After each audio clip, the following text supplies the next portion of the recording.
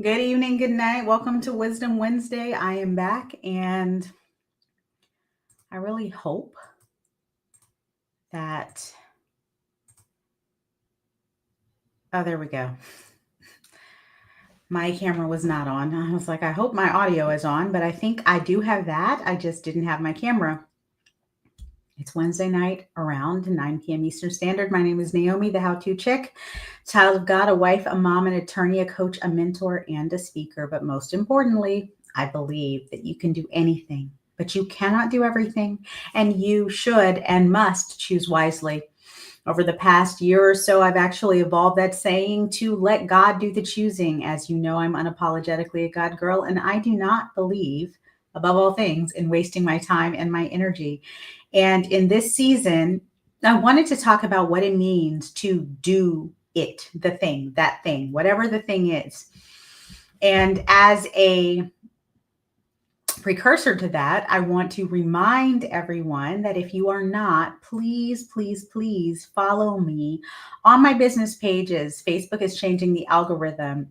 If I do not have sufficient followers on my business page, I will no longer be able to stream and go live. That may be, for some of you, not the ones who've gotten this far in the video, but for some people that may not be any great loss. For me, it would be kind of sad. So follow me on Facebook. But also you can watch the broadcasts on YouTube. I know that can be a little bit easier.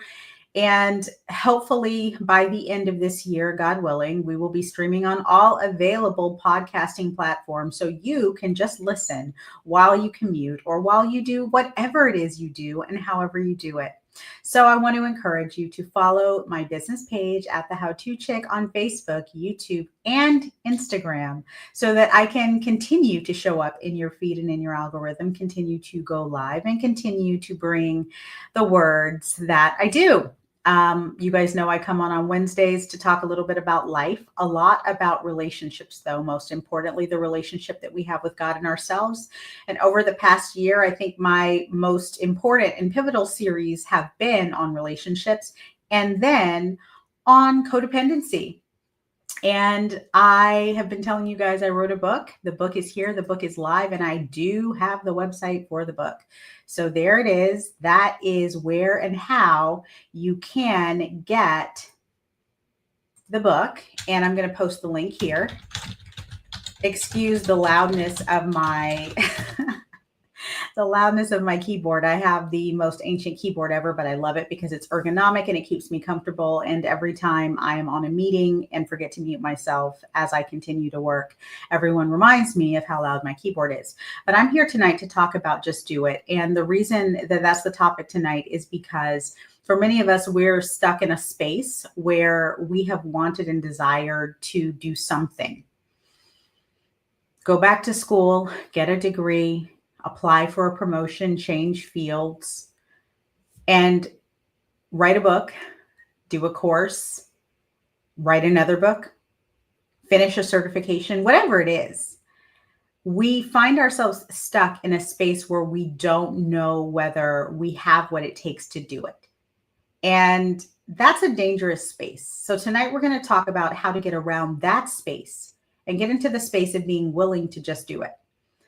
For me, if you guys have been watching my lives for any period of time, I've told you that I've had several points in my life where I've come to places where I needed to pivot and change what I was doing, how I was doing it, where I was doing it.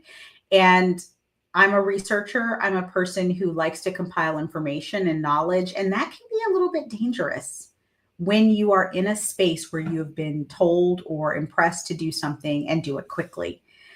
So tonight we're talking about what it means to just do it and why it is so important to take just the very first step on the path to your dreams, to your goals, to your next, whatever it is, door, opportunity, assignment. I was impressed about 5 years ago when I started this platform to write a book. And I felt very confident in the fact that I did not have the time.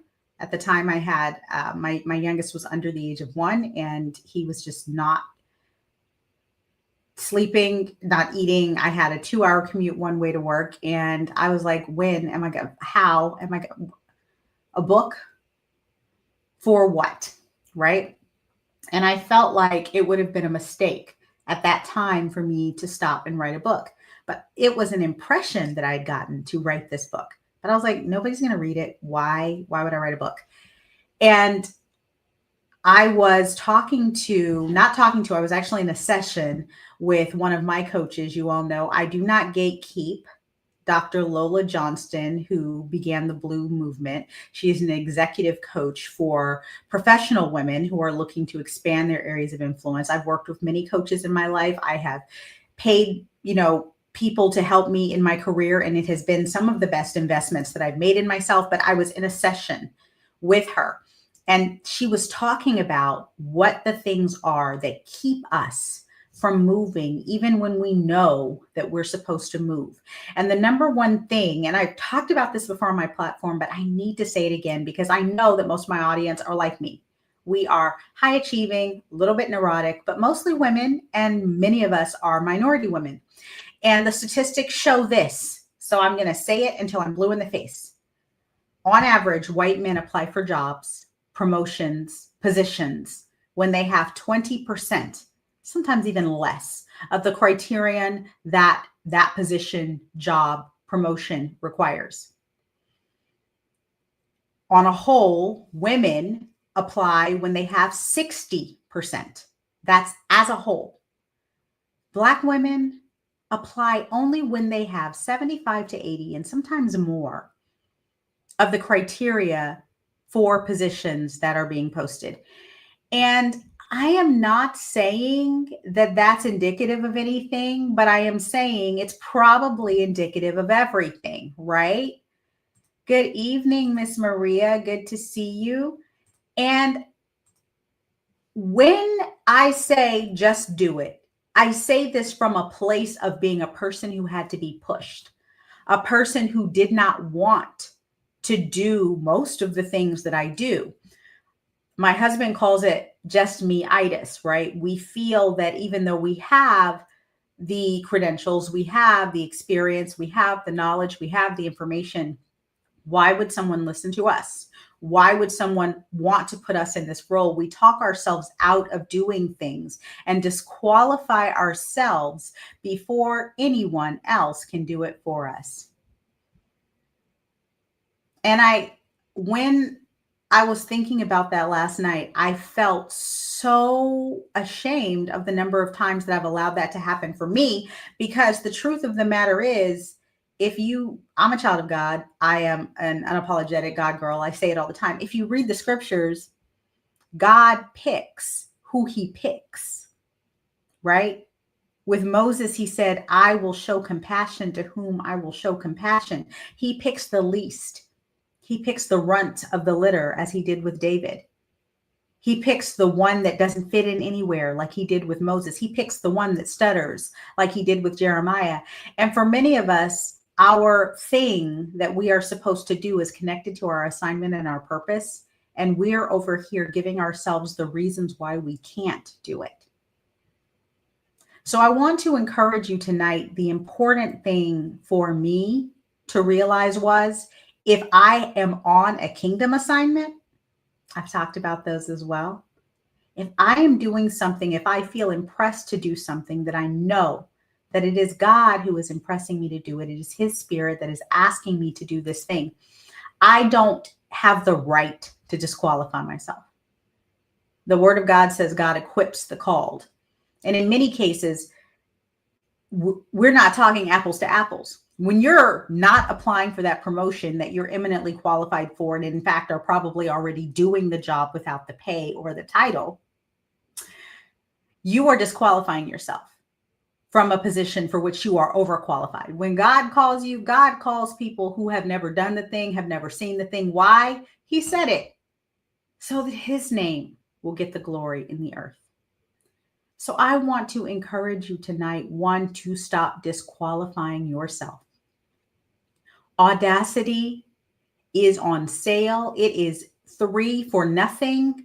And as women, and especially as Black women, we have to become comfortable and confident in asking for what it is that we truly desire. Now, I'm not here telling you to go in and demand that raise and promotion in an unsafe space where you have been overlooked. If they can see that you're doing the job and they're not willing to give you the title or the promotion, the truth is your next move is a move that will be outside of that organization. And I'm not here to coach anybody tonight. Don't go telling them Naomi told you to quit your job. I didn't say that. What I said was, in the spaces and places where you are disqualifying yourself, it's time to ask, to apply, and to move yourself into the position to be who you were called to be in that space. But when it comes to your kingdom assignments, it's time to take a step in faith. Whatever the crazy thing is that you've been told to do, the thing that you thought was impossible to do, it's time to take a single step in faith that whatever you need, because what I have been shown over and over 1,000 times in my life, you all have been to my testimony services. So maybe we need to have another one soon. But for tonight, I'm just going to say, when you take a step on faith, the step will appear. Sometimes we're walking around and it seems like swirling pitch black. We're like, how can I make this happen? I don't know anything about this. And you get a word and that word says, move in this direction. You move in that direction and you feel solid ground under your feet. It's like walking on water, because in many cases, that is what you'll be doing. You'll be going to some place you have never been to do a thing that you have never done, in a way that you could never imagine that it could be done. Why? So God will get the glory. And that's what has happened for me every time I have walked in obedience. Every time I have said, I'm available, I say yes to whatever it is that you're asking me to do. When you do that, not only are you preparing to serve whomever it is you are going to serve on that assignment, but you are serving yourself. Because in obedience, in walking in these kingdom assignments, we are literally preparing ourselves for the blessings that we have been praying for. There are some things that you have been asking God for in your life. God, I need to be married. God, I want to be debt free. God, I want to retire my parents. Father, I want to build wealth. I want to leave a legacy for my children. There are things that you are asking God for that are on the other side of your taking the first step on something that doesn't look like it's going to get you anywhere near where you think it is that you want to go. But it's a tool in your toolkit. It is an important tool. So obedience is better than sacrifice. Whatever it is, just do it. Seek a fresh word. If God told you to do that thing 22 years ago, it might not be the same thing today. Seek a fresh word. And whatever it is, just do it. Take one step. We always look at the story of Noah and the way he built that gigantic ark, and nobody had ever even seen water coming from the sky. Rain did not exist. The entire world was watered by dew that came from under the earth. And God did not just say, go build an ark. He gave him dimensions. He told him what wood to use. He told him how to pitch it. But it was step by obedient step. I have to believe that because that is what I've lived. God never sits here and gives me a download, a blueprint for my life. He gives me a step. And when I take that step, first of all, the door opens, the step is available, and I'm able to see a little bit further. I still don't see where I'm going, but I see a little bit further. And I see enough to know when it's time to ask for the next step. Walking in obedience, just do it, is the only way to get to where God is sending you and to get through to the blessing that is on the other side. So whatever it is that you haven't been doing, a lot of you are thinking about that promotion that you didn't apply for, and Someone extremely unqualified who you had to train is now supervising you.